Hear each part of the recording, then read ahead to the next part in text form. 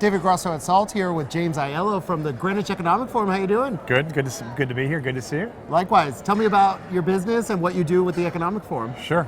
So I'm co-founder of a company called the Greenwich Business Institute, and we have founded a forum called a conference, not unlike where we are today, though a little more specialized, called the Greenwich Economic Forum.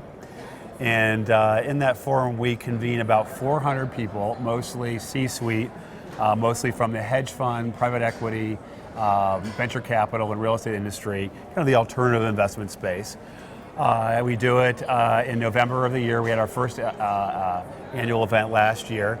And our vision is to be a center for thought leadership, talking about the future, what's going to happen in the industry with the people who actually make the decisions.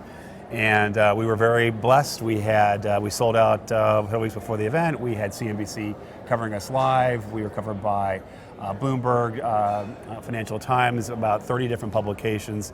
And we want to do it again this year and make it even better. So why is leadership important? Because a lot of times, we tend to forget that all these CEOs and people actually pulling the levers, it's really fundamentally about leadership, isn't it? Right. Well, look, leadership's important because without the right role models and without the right sort of setting and environment that leaders create, you don't get the results that you need to get. And so I think having leaders that can impart wisdom, hopefully in ways that are inspiring and exciting to people, is a great way to encourage further positive action and further progress. And our whole mission with the Economic Forum is to basically take the power of all these great people that we convene together, starting with the Greenwich, kind of what I call the greater Greenwich area, and use that for good. Use it for taking all that capital, that intellectual capital and the dollar capital, and promoting and helping grow economies and sort of social good around the world. So let's talk about young people. Do they have a place in finance? Of course. I mean, I started. We're not really in the C-suite yet, though. Yeah. Oh, you mean in terms of at the conference? Or no, just in general. Well, I mean, I think no. Look, young people are the future of the world. I mean, most young people today, I think, want to be involved. Not as much in finance. I mean, there's so many other cool industries that are out there, but finance drives a lot of what happens in all these other industries. It's the seed. It's the foundation of growth, and so it's always relevant. And what is your vision for the future of the part of Connecticut that you call home, that is home to so many hedge funds and so much? The finance industry is so big, and Connecticut has had a lot of economic problems in the past. Connecticut, believe it or not, in the late '80s, when I graduated and came to the area, was the fastest growing state in the country.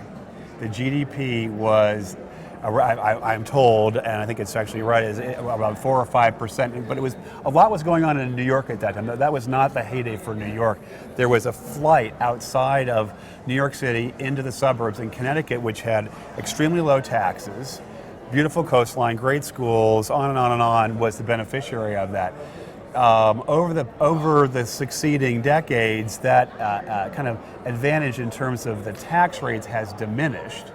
New York City itself has built itself up in a pretty spectacular way and reinvented itself, especially post 9/11 and post the great financial crisis. But Connecticut still is less expensive. It's still a beautiful place. The schools are still incredible, and we still have a very loyal and extremely talented workforce. Ask any executive recruiter. People who live in Fairfield County, especially Southern Fairfield County, are about as desirable people you can have to run companies. But we're terrible at marketing, and we haven't been able to, I think, convey the message, the value proposition. By doing this conference, one of our goals is to shine a light on those people and the area, to say, look at what's here, and the state. My partner Bruce McGuire and I spent a lot of time talking to people up in Hartford and in the area that are in the government realm, and there's some exciting things coming down the pike. We have a new governor, Ned Lamont.